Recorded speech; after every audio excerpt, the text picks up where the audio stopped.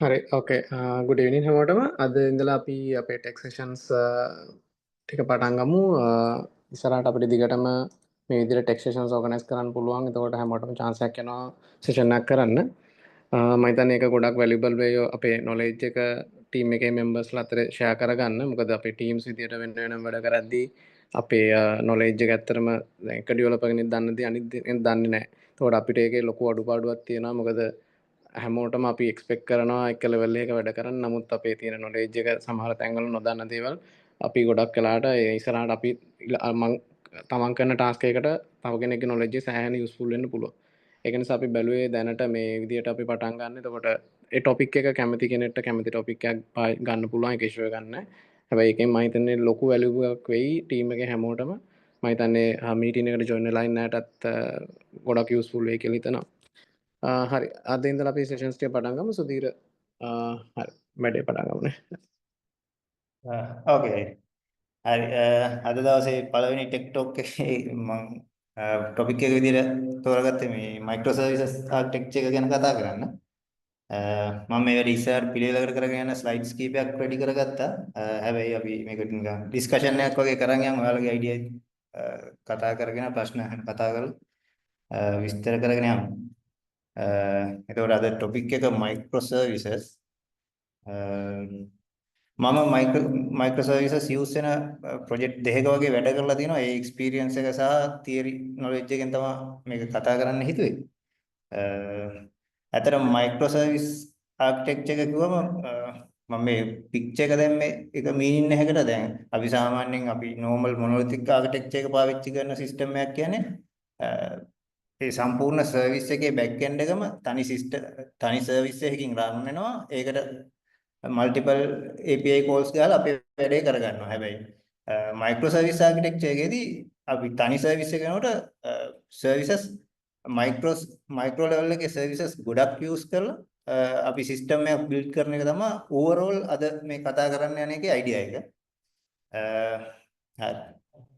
අපි මුලින්ම micro service කියන වචනේ අහුවම අපිට සාමාන්‍යයෙන් මොකද්ද මතක් වෙන්නේ? පළවෙනි මම හිතනවා අපි හැමෝම ඉගෙන ගන්න කාලේ කැම්පස් එකේදී ඉගෙන ගන්නදී ආර්කිටෙක්චර් පැටර්න් එකක් විදිහට. ඒ කියන්නේ ලේයර්ඩ් ආර්කිටෙක්චර්, ක්ලයන්ට් සර්වර් ආර්කිටෙක්චර්, මොනොලිතික් ආර්කිටෙක්චර් වගේ තව එක ආර්කිටෙක්චර් එකක් තමයි මයික්‍රෝ සර්විස් ආර්කිටෙක්චර් කියන්නේ. ඒ වගේම තව ඉන්ටර්වියු වලදී ඩිස්කස් කරන්න ඇති තව එක එක ටෙක්නොලොජිස් ඉගෙන ගනිද්දී Kafka ඊට පස්සේ AWS ටෙක්නොලොජිස් මේ lambda functions වගේ දේවල් Docker Kubernetes වගේ ටෙක්නොලොජිස් ඉගෙන ගත්තී මේක මයික්‍රෝ සර්විස් එක්ක සම්බන්ධ වෙනවා කියලා අපිට අයිඩියා එකක් හැල්ලෙදී. ඊට අමතරව තව ඉන්ඩස්ට්‍රි දැනට තියෙන ලොකු සිස්ටම් වල ආර්කිටෙක්චර් එක ගැන අවධානය යොමු කරලා බලනකොට සමහර සිස්ටම්ස් තියෙනවා මේ මයික්‍රෝ සර්විස් ආර්කිටෙක්චර් එකට හදපුවා. Netflix වල එහෙම ආර්කිටෙක්චර් එක පස්සේ කාලේ මයික්‍රෝ සර්විස් වලට මාරු වෙලා තියෙනවා. ඒ වගේ ඕවරෝල් අයිඩියා එකක් තමයි මයික්‍රෝ සර්විස් කියන සාමාන්‍යයෙන් අපිට තියෙන ඒක මේ ඔක්කොම එකතු කරලා ඒකේ තියරි ටික ඊළඟට කතා කරන්න ගමු. මයික්‍රෝ සර්විස් ආර්කිටෙක්චර් එකේ කියන්නේ මොකක්ද කියලා බලමු. මේ ගැන මේ ටෙක් එක්ස්පර්ට් කෙනෙක් දීලා තියෙන අදහසක් මම මුලින්ම ගත්තා. මේ රොබර්ට් සී මාටින් කියන්නේ මේ අපේ ඉන්ඩස්ට්‍රි එකේ ගොඩක් ඔය තියරිස් එහෙම ඩිෆයින් කරපු කෙනෙක්. එයාගේ පොත් එයා ලියපු පොත් තියෙනවා, පබ්ලිකේෂන්ස් තියෙනවා. එයා එහෙම දුන්න එක මේ ප්‍රින්සිපල් සෙට් එකක් තමයි සොලිඩ් ප්‍රින්සිපල් කියලා අහලා ඇති. සොලිඩ් ප්‍රින්සිපල් වල ප්‍රින්සිපල් පහක් කියලා තියෙනවා. S කියන්නේ සිංගල් රෙස්පොන්සිබිලිටි, O කියන්නේ open for modification, open for enhancement, closed for modifications. ඔය වගේ සොලිඩ් ප්‍රින්සිපල් කියලා ප්‍රින්සිපල් පහක් ඉදිරිපත් කරලා තියෙනවා. එතකොට අන්නේ ප්‍රින්සිපල්ස් වල පළවෙනි එක ගමුකෝ. Solid single responsibility. අපි මේ සර්විස් ලෙවල් එකෙන් කතා කරන්න කලින් අපේ බේසික්ම අපි ප්‍රෝග්‍රෑම් එකක් ලියද්දී අපි ලියන දෙයක් තමයි ෆන්ක්ෂන් එක. එතකොට ෆන්ක්ෂන් එකක් ලියද්දී ෆන්ක්ෂන් එකකට අපිට ඇප්ලයි කරන්න පුළුවන් මේ සොලිඩ් ප්‍රින්සිපල්. මොකද්ද? ඒ කියන්නේ තනි ෆන්ක්ෂන් එකක් හැදුවොත් S කියන්නේ single responsibility. ඒ ෆන්ක්ෂන් එකට අපි දෙන්න ඕනේ single responsibility එක. තනි තනි responsibility එකක් දෙන්න ඕනේ. හැබැයි ඒකට වෙන දේවල් එක්ක depend වෙන්න අවශ්‍ය නැහැ. එයාට දුන්න task එක හරියට process කරලා හරි output එකක් දෙන්න තමයි single responsibility යටතේ function එකක් ලියන්නේ. එතකොට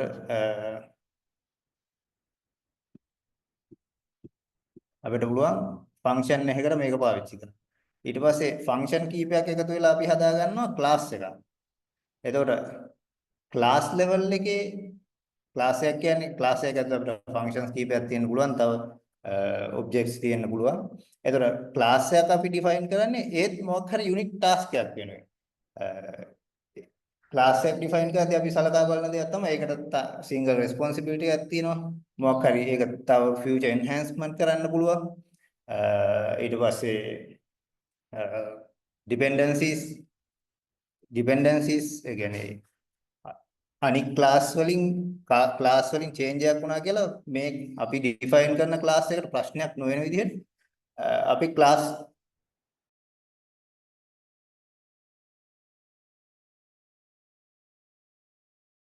අපි උදාහරණයක් විදිහට අපේ බජට් ටැබ් එක ගමුකෝ. බජට් ටැබ් එකේ තියෙනවා ඉන්වොයිස් ජෙනරේට් කරන වෙනම පාර්ට් එකක්. ඊට පස්සේ නොටිෆිකේෂන් යවන වෙනම කොටසක්. ඊට පස්සේ පේමන්ට් හැන්ඩල් කරන වෙනම කොටසක්. ඒ වගේ මොඩියුල්ස් වලට වෙන් කරගෙන තියෙනවා. දැන් මේ ඔක්කොම එකතු වුණාම තමයි තනි සර්විස් එකක් හැදලා තියෙන්නේ. මේ වගේ තමයි දැන් මෙහෙම තනි සර්විස් එකක් හදනවා වෙනකොට මෙන්න මේ different type of responsibilities ඒ කියන්නේ දැන් මම ඉස්සෙල්ලා කිව්වා වගේ authentication වලට එක සර්විස් එකක්. ඊට පස්සේ notification යවන්න තව සර්විස් එකක්. payments handle කරන්න තව සර්විස් එකක්. මෙන්න මේ වගේ අර තනි modules වගේ තියෙන තනි system එකක් මයික්‍රෝ ලෙවල් එකේ සර්විසස් කීපයක් ගන්න එක තමයි අපි මයික්‍රෝ සර්විස් ආකිටෙක්චර් එක කියන්නේ. ඒකට ඉන්ටර්නෙට් එකේ පාවිච්චි කරලා තියෙන ඩෙෆිනිෂන් එකක් ගෙනාවා මම මෙතනට. Microservices are software architecture approach. හරි. Application built for collection of small independent services. ඒ කියන්නේ පොඩි independent services. අපි notification service එක depend වෙන්න ඕනේ නැහැ. අපි හිතමු inventory කියලා තව service එකක් තියෙනවා කියලා. inventory service එක ඇතුලේ ප්‍රශ්නයක් වුණා කියලා notification service එකෙන් කරන කාර්යයට issue එකක් වෙන්න බෑ. ඒක independent වෙන්න ඕනේ. අනේ වගේ දෙයක්. ඊට පස්සේ හැබැයි අපිට අපි මොකක් හරි ටාස්ක් එකක් කරලා අපි මොකක් හරි බිස්නස් ලොජික් එකක් කරද්දී අපි හිතමුකෝ බජට් ටැප් එකම ගමුකෝ.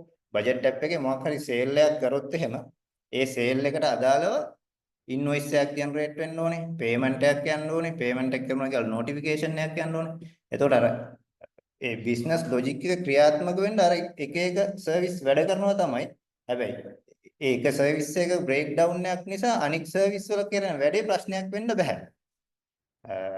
අනේ වගේ collection of small independent service set එකක් එකතු වෙලා තනි සිස්ටම් එකක් හදන එක තමයි මයික්‍රෝ සර්විස් ආකිටෙක්චර් එකේදී සිද්ධ වෙන්නේ. එතකොට ඒවා ලූස්ලි කපල් අර මගේ එකක් ප්‍රශ්නයක් වුණා කියලා ඒක අනික් සර්විස් එක ඩවුන් වෙන්න හේතුවක් වෙන්න බෑ. ඊට පස්සේ ඒක ෆ්ලෙක්සිබල්. ඒක අපි හිතමුකෝ දැන් මම මේ එක ටර්ම් ඉස්සරහදී කතා කරනවා පැහැදිලිව මේ ෆ්ලෙක්සිබල් කියන්නේ නිකන් අපි හිතමු අපි දැනට අපේම සර්විස් එකක් පාවිච්චි කරනවා නොටිෆිකේෂන් එවන්න. හැබැයි අපිට ඕන නම් පුළුවන් එක්ස්ටර්නල් සර්විස් එකක් පාවිච්චි කරන්න අපේ සර්විස් එකේ මොන හරි ප්‍රශ්න තියෙනවා. මොන හරි අපිට කොස්ට් එක වැඩි හරි සිකියුරිටි මදි හරි එහෙම ප්‍රශ්න આવොත් අපිට එක්ස්ටර්නල් වෙනම notification service ද කම්පැනි එක සර්විස් එක ගන්න පුළුවන්. ඒ වගේ ඕන දෙයකට notification සම්බන්ධ දේවල් වලට flexible. ඊට පස්සේ scalable and maintainable මේවා scalability වැඩි වෙන්නේ කොහොමද maintainability වැඩි වෙන්නේ කොහොමද කියලා අපි ඉස්සරහට දැන් කතා කරමු.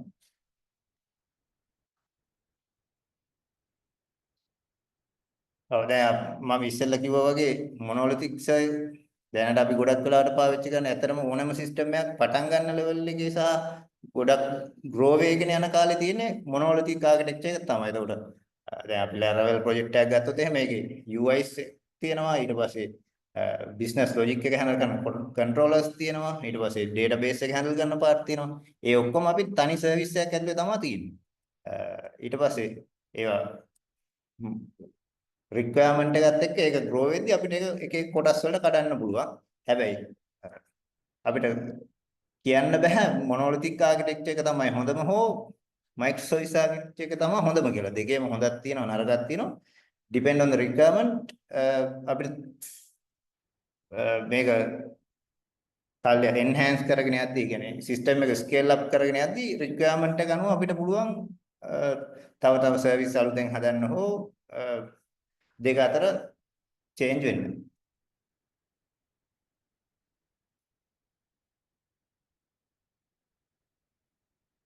හරි මම ඒ key difference කීපයක් මෙතන table එකකට ගත්තා.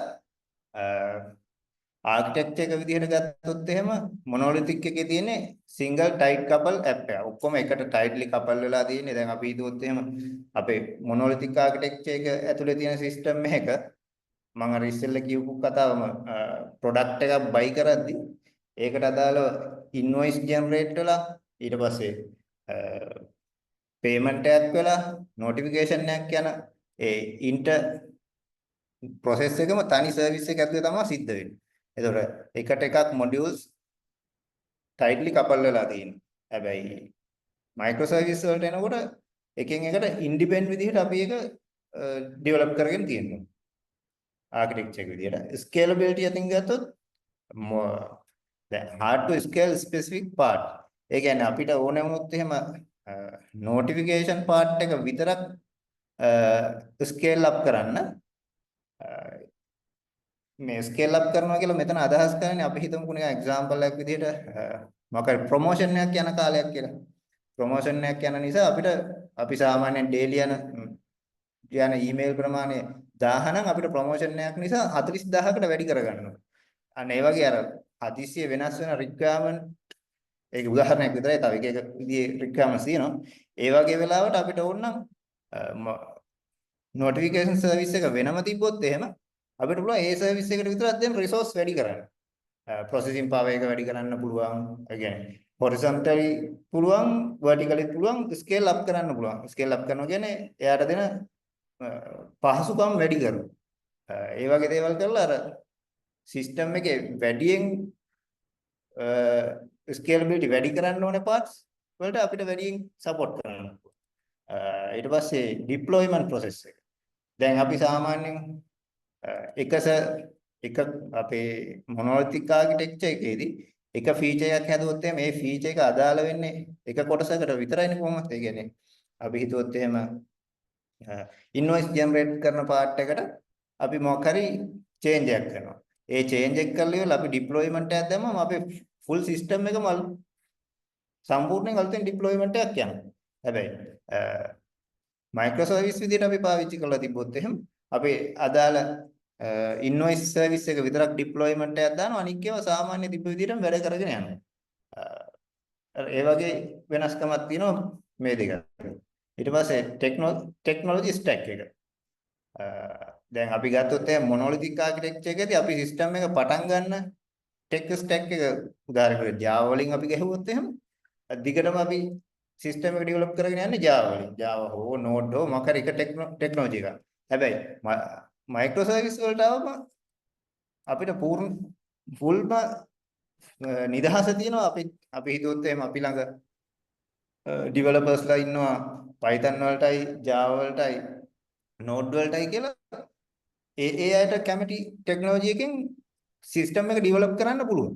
ඊට පස්සේ ඒ මයික්‍රෝ සර්විසස් අතර කමියුනිකේට් වෙන්නේ API endpoint එකකින් හරි එහෙම නැත්නම් මොකක් හරි කමියුනිකේෂන් ලයින් එකක් හරහානේ.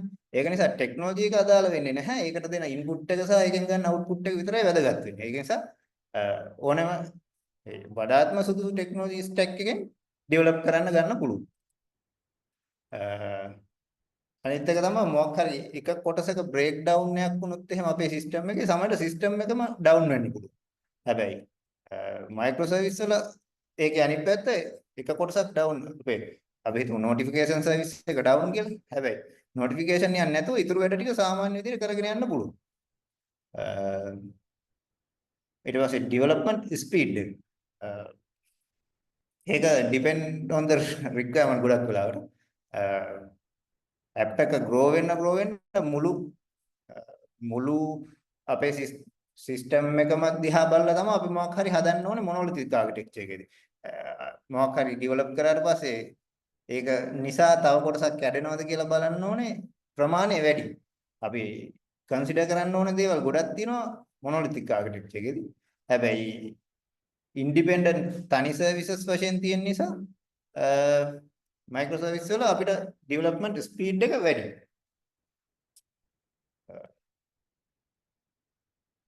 මේ දෙක අතර කම්පැරිසන් එක මෙහෙම ගත්තා. මේක මම නිකන් මේ සරලම මයික්‍රෝ සර්විස් ආකිටෙක්චර් එක පික්චර් එකක් තමයි මේ අරන්. මේකේ තියෙනවා එක්ස්ටර්නල් සර්විස් අපි හිතමු ෆ්‍රන්ට් එන්ඩ් කියලා. ෆ්‍රන්ට් එන්ඩ් එකකින් බෑක් එන්ඩ් එකකට කනෙක්ට් වෙන එක තමයි මේ රූප සටහන තියෙන. දැන් අපි මොනොලිතික් ආකිටෙක්චර් එකේ නම් ෆ්‍රන්ට් එන්ඩ් එක වෙනම තියෙනවා. මෙතෙන් මෙහාට සම්පූර්ණ තනි සර්විස් එකක් බෑක් එන්ඩ් එක. හැබැයි මයික්‍රෝ සර්විස් එකේදී අර ඉස්සෙල්ලා කිව්වා වගේම වෙන වෙනම අරමුණු වලට වෙන වෙනම සර්විසස් ඩිෆයින් කරලා තියෙනවා. ඊට පස්සේ ඒවට ඩේටාබේස් කනෙක්ට් වෙලා තියෙනවා. මේ සර්විසස් අතර කමියුනිකේෂන් වෙනවා. මෙන්න මේ මෙතෙන් එහාට වෙන පාර්ට් ටික ඊළඟට බලමු.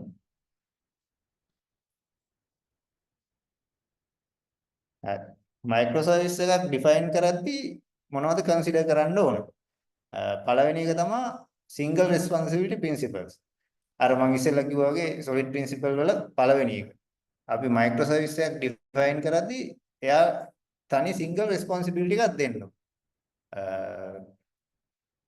එහෙම නොවුනොත් එහෙම ආයේ අපි මොනොලිතික් ඉඳන් මයික්‍රෝ සර්විස් වලට මාරුන එකේ තේරුමක් නැතුව යනවා. ඒ කියන්නේ notification සඳහා නම් ඩෙවලොප් කරන්නේ ඒක ඒ notification වලට අදාළ වැඩවලට SMS යන එකට, email යවන එකට සහ තව වෙන සර්විස් වලට notification යවන එක වගේ ඒකටම අදාළ responsibility ටික පමණ විතරක් දෙන්න ඕනේ ඒ අදාළ මයික්‍රෝ සර්විස් එකට. එහෙම තනි responsibilities දෙන්න පුළුවන් විදිහට මයික්‍රෝ සර්විස් plan කරන level එකේ ඉඳන් කරන් යන්න ඕනේ. ඒක තමයි single responsibility කියන්නේ. ඊට පස්සේ services communication. දැන් අපිට මොනොලිතික් ආකිටෙක්චර් එකේදී නම් මෙහෙම දෙයක් එච්චරම සලකා බලන්නවත් දෙයක් නැහැ. මොකද අපි මොනොලිතික් ආකිටෙක්චර් එක ඇතුලේ ඒක ඇතුලේමනේ එක මොඩියුල් එකකින් නම් අනික් මොඩියුල් එකට කෝල් කරන්නේ. අපි නෝඩ් වලදී නම් එක මොඩියුල් එකකින් එක්ස්පෝර්ට් කරනවා අනික් මොඩියුල් එකකින් ඉම්පෝර්ට් කරගෙන පාවිච්චි කරනවා. හැබැයි මෙතනදී එහෙම බෑ. තනිකරම separate servers දෙකක්. එතකොට invoice service එකේ ඉඳන් notification service එකට communicate කරන්න නම් මොකක් හරි communication method එකක් ඕන. එතකොට ඒ වගේ දේවල් වලට එකක් තමයි අපි දැන් back end front end communicate කරන REST API call වලින් communicate කරන්න පුළුවන්. එහෙම නැත්නම් requirement එක මත එක එක technologies තියෙනවා inter services communication වලට. මේ requirement එක මත සහ communication කරන method දෙක මත. එතකොට ඒ communicate කරන්න මොකද්ද කියලා design මේ තීරණය කරන්න ඕනේ micro service architecture එක වැඩ කරන්නේ. ඊට පස්සේ each service has its own database to avoid the dependencies.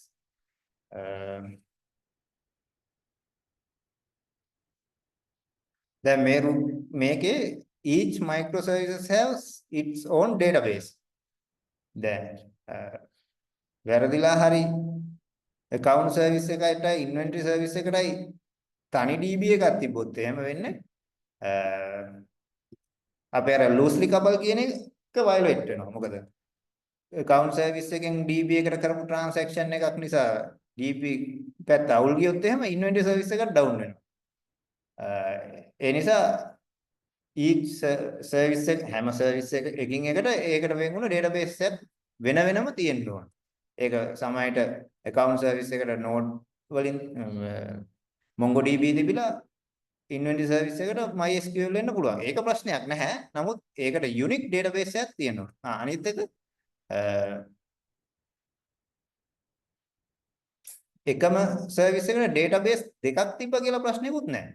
සමහර විට requirement එක අනුව වෙන්න පුළුවන්. MongoDB එකකුයි SQL එකකුයි දෙකක් තියෙන්න පුළුවන්. හැබැයි එකකට දෙකක් තිබ්බා කියලා ප්‍රශ්නයක් නැහැ. හැබැයි සර්විස් දෙකකට එකම DB එක තියෙන්න බෑ. මේක තමයි database ගැන ප්‍රශ්නේ. Service discovery load balancing help manage dynamic scaling. ඊට පස්සේ දැන් service to service communicate කරද්දී අපි මේ AP දැන් calls හරහානේ මොකක් හරි medium එකක් හරහා එහෙට මෙහෙට calls ගොඩාක් යනවා. එතකොට සමහර විට මොකක් හරි external ප්‍රශ්නයක් නිසා හරි internally වෙන දෙයක් නිසා හරි services දෙකක් අතර communicate වෙන මේ load එක වැඩි වුණොත් එහෙනම් ප්‍රශ්නයක් වෙන්න පුළුවන්. එතකොට ඒ වගේ දේවල් පාලනය වෙන්න ඕනේ මේ communication method එකේ. intercommunication වලදී. සහ security and resilience. දැන් අපි monolithic architecture එකේ නම් තනි system එකක් තියෙනවා. එතකොට ඒ system එකට expose කරලා තියෙනවා API endpoint කීපයක්. ඒකෙන් DB එකකට join වෙලා තියෙනවා. මේ අතර තමයි security ප්‍රශ්නයක් આવොත් එන්න පුළුවන්. ඒ කියන්නේ ඒ expose කරලා තියෙන API endpoint වලින් හරි DB එකට මොකක් හරි attack එකක් වුණොත් හරි එහෙම නැත්නම් මේ අතර deployment process එකේදී වගේ තව exceptional case තියෙන පුළුවන්. හැබැයි microservices architecture එක ඇතුලේ microservices ගොඩක් තියෙනවා.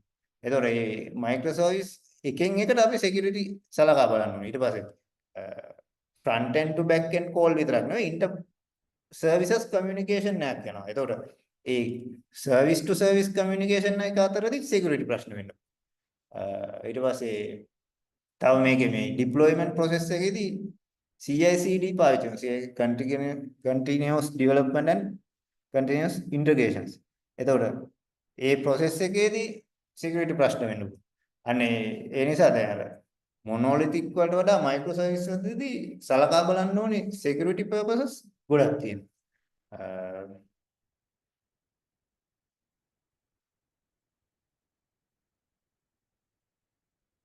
දැන් මෙහෙම microservices define කරද්දී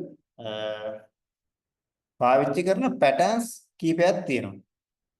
පළවෙනි එක විදිහට මම අරගත්තා API gateway pattern එක. ඒ කියන්නේ දැන්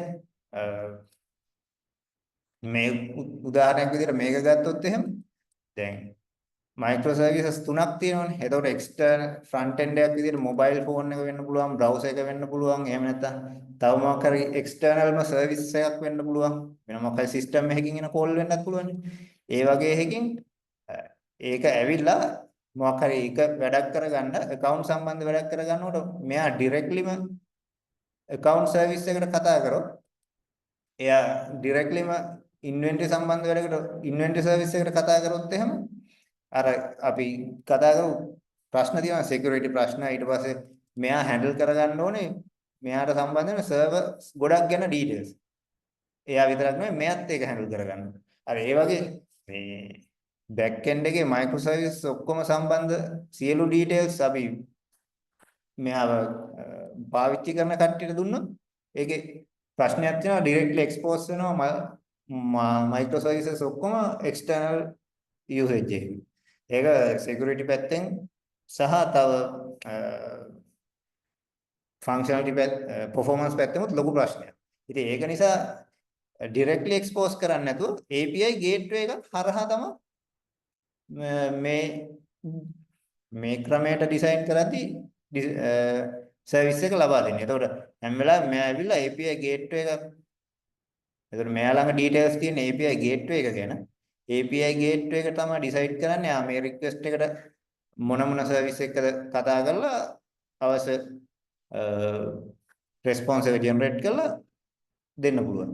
එතකොට කවද මේ microservice ගැන කිසිම idea එකක් external තැනකට expose වෙන්නේ නැහැ.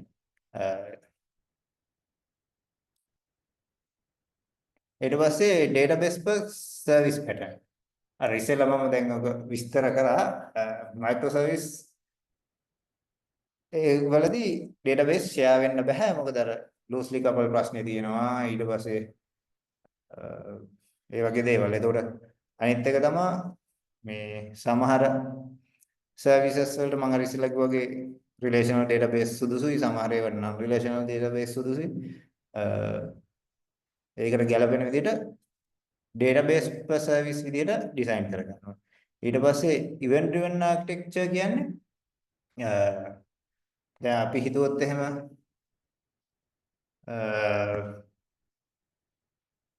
සින්ක්‍රනස් කමියුනිකේෂන් කියලා. ඒ කියන්නේ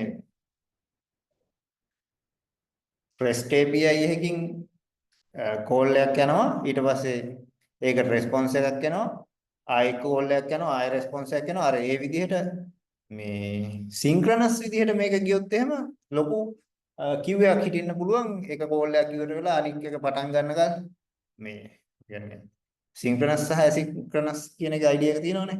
එතකොට සින්ක්‍රනස් විදිහට ගියොත් එහෙම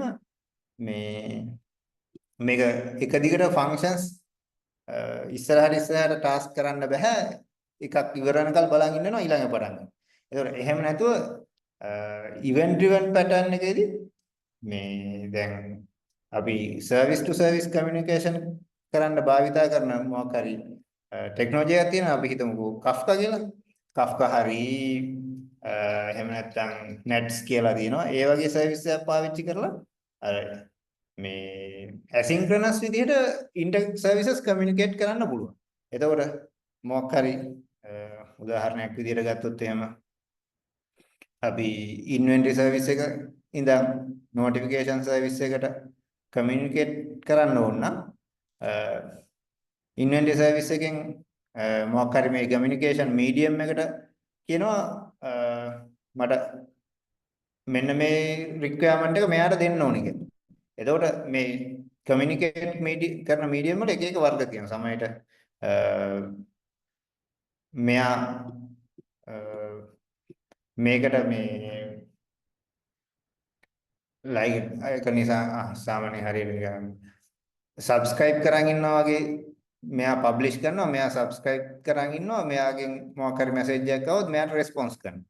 හරි ඒ වගේ එක එක ටෙක්නොලොජි සම්බන්ධ එක එක පැටර්න්ස් තියෙනවා.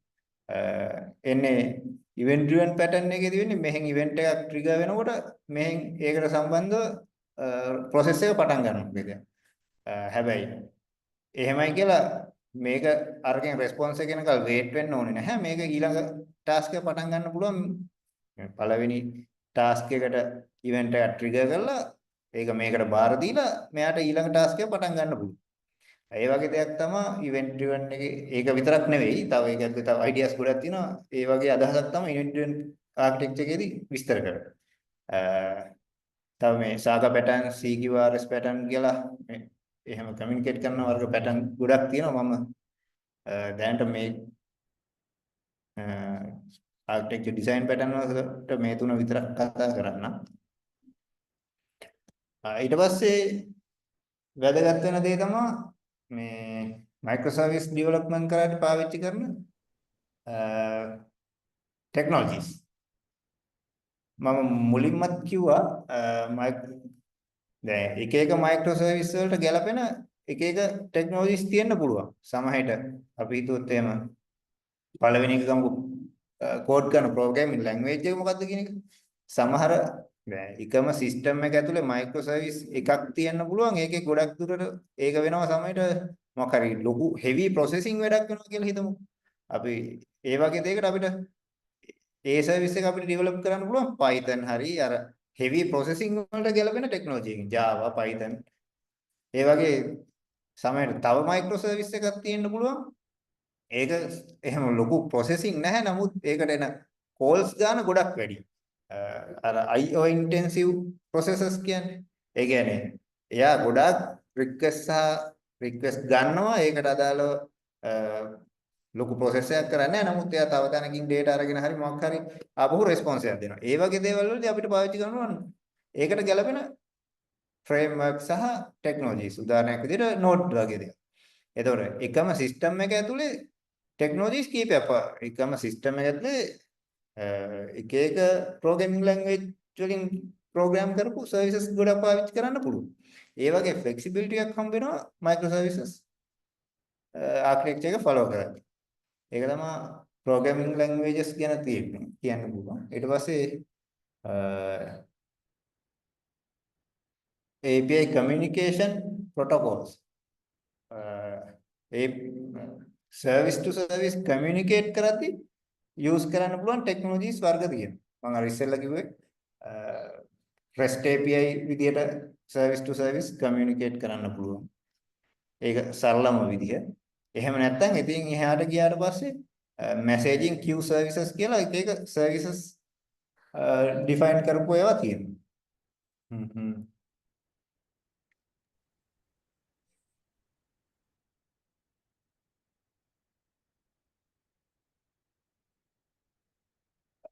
ඊළඟ එක තමයි load balancing කියන්නේ. දැන් මම සර්විස් ටු සර්විස් කමියුනිකේට් කරද්දී එකකින් එකකට යන ලෝඩ් එක සමහරට කන්ට්‍රෝල් කරන්න බැහැ. මේ කියන්නේ මේකට හැන්ඩල් කරගන්න බැරි තරම් රික්වෙස්ට් එන්න පුළුවන්. ඒ වගේ සිනාරියෝස් තියෙනවනේ. ඒ වගේ දේවල් මැනේජ් කරගන්න ලෝඩ් බැලන්සින් ටූල්ස් යූස් කරන්න වෙනවා මයික්‍රෝ සර්විස් වලදී. ඒකට සාමාන්‍යයෙන් දැනට ඉන්ඩස්ට්‍රි එකේ යූස් වෙන එක ටෙක්නොලොජිස් තියෙනවා. Kubernetes වල තියෙනවා. ඊට පස්සේ ඔව් ඒ වගේ කීපයක් තියෙනවා.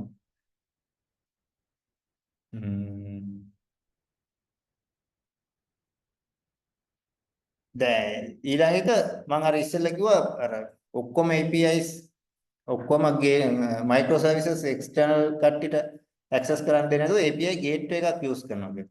ඒතකොට අපි වැඩිපුරම ફોකස් කරන්න ඕනේ අන්න API ගේට්වේ එකේ security වැඩි කරගන්න. එතකොට මේ security ෆන්ක්ෂන් එක අපේ සර්විස් එක වැඩි කරන්න පුළුවන්. එහෙම නැත්නම් අපිට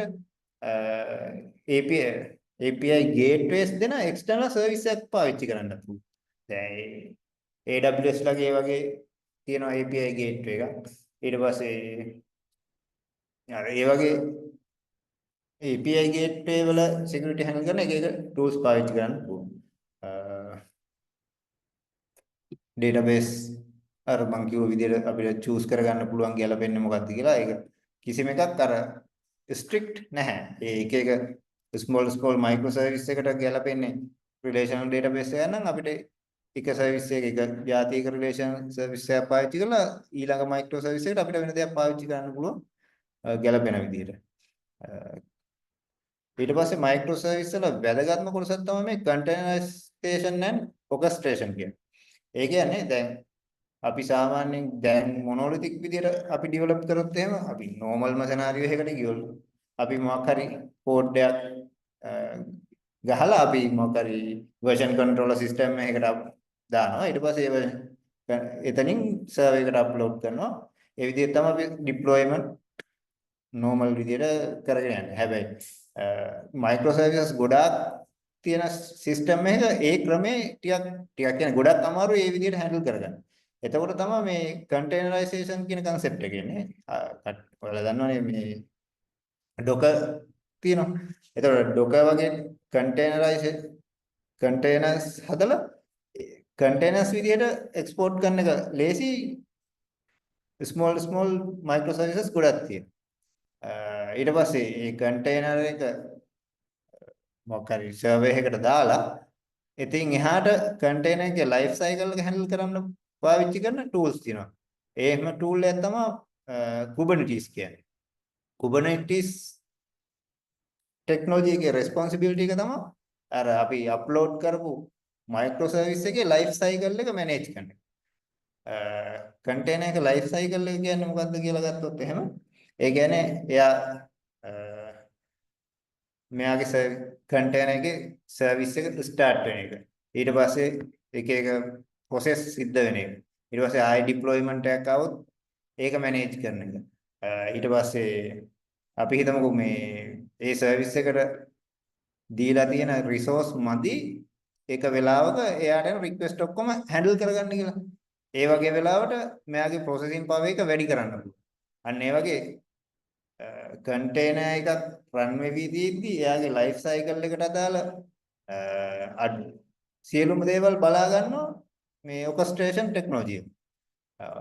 ඒ වගේ දෙයක් තමයි containerization and orchestration සම්බන්ධ වෙන්නේ මේකට tools වලින්. ඒක ඒක key වැදගත් point එකක්. අනිත් එක මේ යටින්ම මම දාලා තියෙන එක හැන්නම වැදගත් කොටසක්. ඒක මොකද දැන් මේක ඇවිල්ලා මයික්‍රෝ සර්විසස් ගොඩක් එකට වැඩ කරන තැන. ඊට පස්සේ මොකක් හරි සිස්ටම් එකේ ප්‍රශ්නයක් ආවට පස්සේ අර ස්කේල් අප් කරන්න මේක ගොඩක් ලේසි වගේම තමයි ප්‍රශ්නයක් ආවම හොයාගෙන යන්නත් කොයි සර්විස් එකේද කොතනද ප්‍රශ්නේ තියෙන්නේ කොයි ඩේටාබේස් එකේද. අර ඒ වගේ හොයාගන්න නම් මේකට ලොකුවටම logs use කරන්න ඕනේ monitoring use කරන්න ඕනේ මොකක් හරි කොහේ හරි අනවශ්‍ය විදියට load එක වැඩියෙන් යනවද එහෙම නැත්නම් එහෙම අර ප්‍රශ්න වෙන්නේ කොහෙද කියලා මොනිටර් කරන පාර්ට් එකත් ලොකුවටම කරන්න වෙනවා සර්විස් ප්‍රමාණය වැඩි නිසා. එතකොට මේ වගේ දේවල් වලට පාවිච්චි කරන ටෙක්නොලොජිස් තියෙනවා මේ එකක් තමයි ග්‍රැෆානා කියලා තියෙනවා. ග්‍රැෆානා ඒක නම් සාමාන්‍ය ඒක නිකන් මේ සමහරවිට නම් පාවිච්චි කළත් ඇති ග්‍රැෆානා ඇවිල්ලා ටර්මිනල් එකක් වගේම තමයි. එයා මොනිටර් කරන් ඉන්නවා මෙට්‍රික්ස් විදියට ගන්න පුළුවන් එයාගේ අවුට්පුට් එක. ඊට පස්සේ ඊට අමතරව සෙන්ට්‍රි කියලා තියෙනවා. සෙන්ට්‍රි වල නම් වෙන්නේ ගොඩක් අර එයා හොඳ ග්‍රැෆිකල් විදිහට පෙන්නනවා මෙන්න මේ තැන් වල මෙන්න මෙහෙම ප්‍රශ්නයක් තියෙනවා ප්‍රොසෙස් එක හරියට යන්නේ නැහැ. හරි. ඒ වගේ මොනිටරින් ටූල්ස් පාවිච්චි කරන්න පුළුවන්.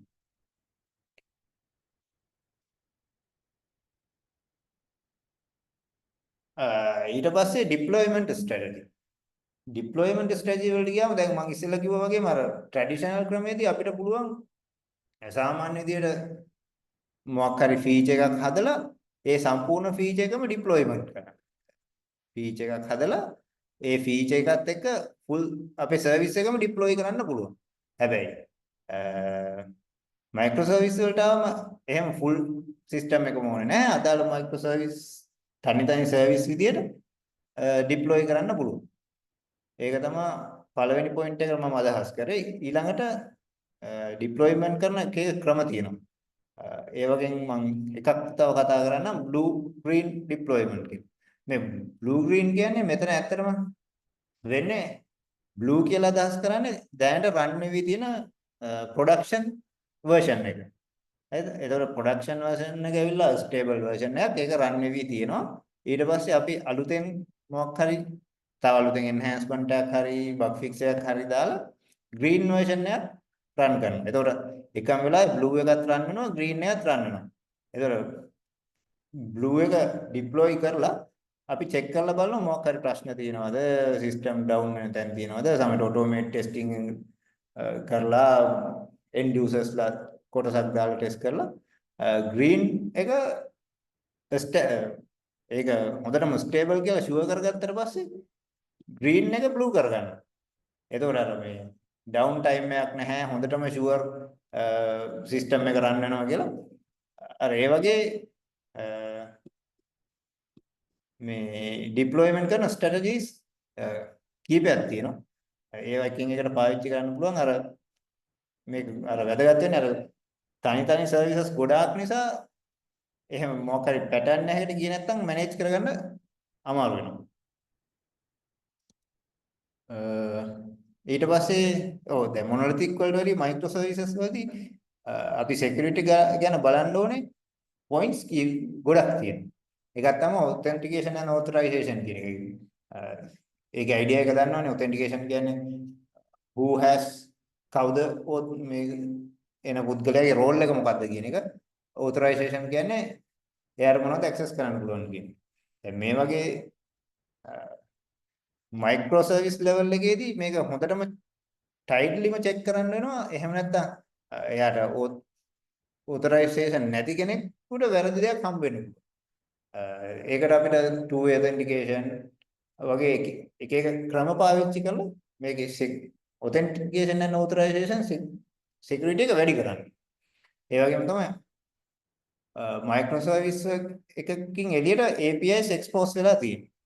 එතකොට ඒ API එකට මොකක් හරි token mechanism එකක් හරි මොකක් හරි security වැඩි කරන්න වෙනවා සර්විස් එකෙන් සර්විස් එකට.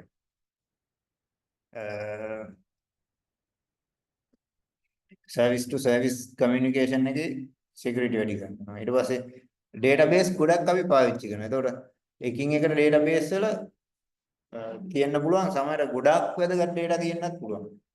එහෙම දේවල් එන්ක්‍රිප්ට් කරලා තියාගන්න වෙනවා. අර ඒ වගේ දැන් මේක databases ගොඩක් තියෙන නිසා වෙන වෙනම සලකා බලන ගන්න ගියාම ප්‍රශ්න වැඩි.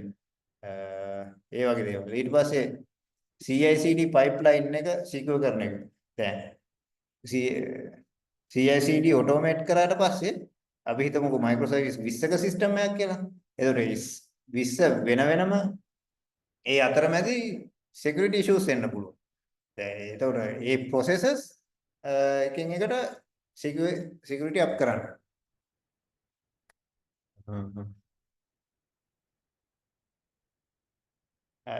ඔය වගේ දේවල් ටිකක් තමයි බේසික් අයිඩියා එක විදිහට මම කතා කරන්න හිතුවේ. ඊට පස්සේ රියල් වර්ල්ඩ් එකේ දැනට මේවා පාවිච්චි කරලා තියෙනව මොනවද කියලා පොඩ්ඩක් මම කියන්නම්. මුලින්ම මම දාගත්තා Netflix. Netflix ලගේ මුලින්ම 2010 විතර 2010 විතර නකල් මෙයාලත් පාවිච්චි කරලා තියෙන්නේ මොනොලිතික් ආකිටෙක්චර් එක තමයි.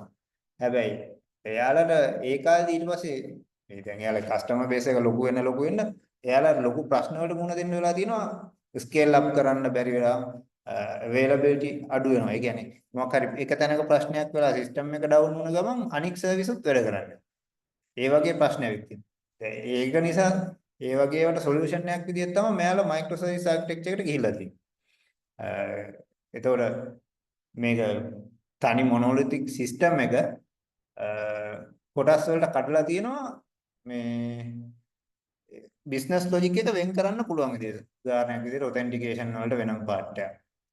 ස්ට්‍රීමින් වලට වෙනම සර්විස් එකක්. අන්න ඒ වගේ වෙන වෙනම කොටස් වලට කඩලා ස්කේල් අප් කරන්න ඕනේ ඒක විතරයි. අපි හිතුවත් එහෙනම් ස්ට්‍රීමින් වලට වැඩි performance දෙන්න ඕනේ කියලා එයාලා ඒ සර්විස් එක විතරක් ඉම්ප්‍රූව් කරන්න පුළුවන් ඉතින් එහාට.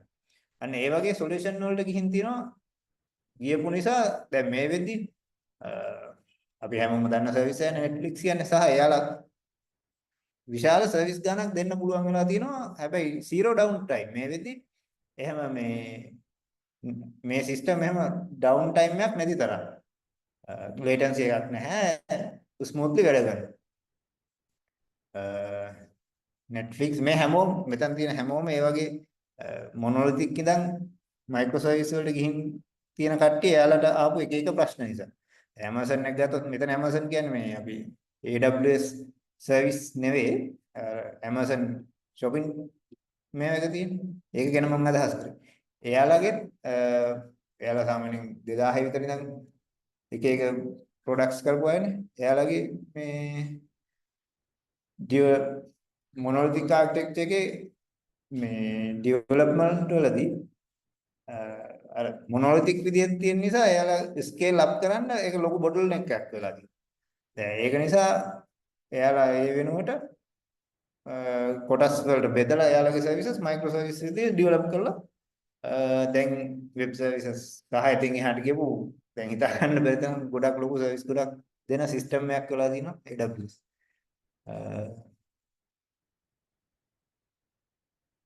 ඒක තමයි රියල් වර්ල්ඩ් ඇප්ලිකේෂන් මේ හැම එකෙම මේ Uber වල තියෙනවා. PayPal ඔය හැමෝගෙම මයික්‍රෝ සර්විස් ආකිටෙක්චර් එක තමයි දුවන්නේ. හැබැයි එකම නෙවෙයි එයාලට යුනික් විදියට ඒක ආකිටෙක්චර් එක ඩිෆයින් කරගෙන තියෙනවා. ඊට පස්සේ මම හිතුවා මයික්‍රෝ සර්විස් සහ වර්තමාන තත්ත්වය සහ අනාගතයේදී මොන වගේ වෙයිද කියලා පොඩි අයිඩියක් මේකට දාගන්න. දැන් ඉතින් ගොඩක් වෙලාවට AI සහ ලේටස්ට් ටෙක්නොලොජි එක මේ හැමදේම ග්‍රෝ වෙනවනේ. ඒතකොට මයික්‍රෝ සර්විස් උත් ඒවරත් AI සම්බන්ධයෙන් ඒකේ ප්‍රයෝජන අරගෙන ඉස්සරහට ඩෙවලොප් වෙලා තියෙනවා. ඒතකොට ඔටෝනොමස් මයික්‍රෝ සර්විසස් ඔටෝනොමස් කියන්නේ සමහරට ඒක මයික්‍රෝ සර්විස් එකක් රන් වෙවි තියෙද්දි අපි හිතමුකෝ එයාගේ ස්කේල් අප් කරන්න ඕන නම් මැනුවලි කරන්න දෙයක් නැහැ. ඒ රික්වයර්මන්ට් එක අනුව එයාම ස්කේල් අප් කරගන්න. එහෙම නැත්නම් මොකක් හරි සිස්ටම් එකේ එක තැනක වෙන එරර් එකක් නිසා සිස්ටම් එක ඩවුන් වෙනවනම් ඒ කොටස මගහැරලා සිස්ටම් එක ස්මූත්ලි රන් වෙනවා අරකට රියැක්ෂන් එකක් ගන්න ඒ යූසර් කෙනෙකුට මැසේජ් එක. ඒ වගේ එයාම හිතලා AI driven human interaction අඩු වෙලා එයාලම autonomous run වෙන විදිහේ micro services දැනටත් use වෙනවා. දැන් AI driven Kubernetes operations යනවා. අර ඒ වගේ human interaction එකක් දෙන්නේ නැතුව run වෙන system තියෙනවා. ඊට පස්සේ design කරන process එකේ ඉඳන් develop කරලා use කරන තැනට එනකල් සියලුම process වලට ඒ වගේ AI use වෙලා තියෙනවා. ඊට පස්සේ latest technologies මේ edge computing කියන්නේ දැන් ඔය මේ IoT device වලට සහ latest 5G network connection වලට දැනටත් මේ විදිහට පාවිච්චි වෙනවා මේ දේවල් micro service වල usage එක වැඩි වෙලා තියෙනවා මෙන්න මේ වගේ දේවල් ඇතුලේ. එතකොට තව blockchain පාවිච්චි කරලා security වැඩි කරගෙන තියෙනවා inter service communication වලට. ඒ වගේ දෙයක් තමයි future එක ගැන මම දැක්කේ. ඒ ටික ඔක්කොම එකතු කරලා ගත්තට පස්සේ micro services AI cloud technologies ඔක්කොම එකතු වුණාට පස්සේ future එක intelligent scalable and resilience ඒ කියන්නේ එයාම හිතලා එයාම scale up වෙන ඕනෑම ප්‍රශ්නයකට තනියම මුහුණ දෙන්න පුළුවන් සිස්ටම් අපිට ඉස්සරහට හම්බ වෙයි. දැනට සමහර දේවල් මේවා දකින්න හම්බ වෙනවා. ඉස්සරහට ඒක වැඩි වෙයි කියලා හිතෙනවා.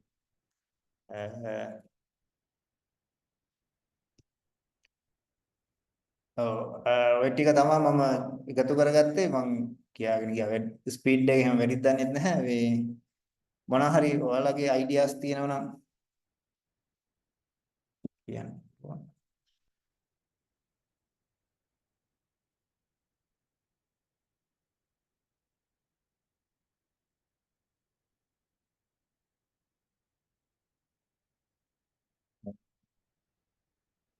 ඔව් අද දවසට මම ওই ටික තමයි මේ කතා කරන්න බලාපොරොත්තු වෙන්නේ.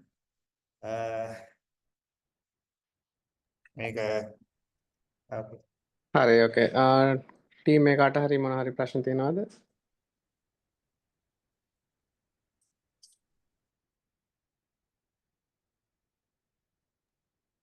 හරි ඕකේ. මම හිතන්නේ ගොඩක් යූස්ෆුල් සෙෂන් එකක්. මම හිතන්නේ හැමෝටම යූස්ෆුල් වෙන්නේ නැති. මොකද අපේ ප්‍රොජෙක්ට්ස් වලටත් ඉස්සරහට මයික්‍රෝ සර්විසස් ආකිටෙක්චර් එක යූස් කරන්න ප්ලෑන් කරගන්න පුළුවන්.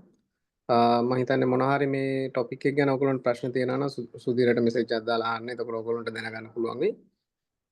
හරි. thank you සුධීර මේ ෆස්ට් සෙෂන් එක කරාට. අපි ආයේ next 2 weeks වලින් ආයේ තව සෙෂන් එකක් කරමු අපේ ඊළඟ මෙම්බර් කෙනෙක් එක්ක. Thank you for joining everyone. We'll see you next time.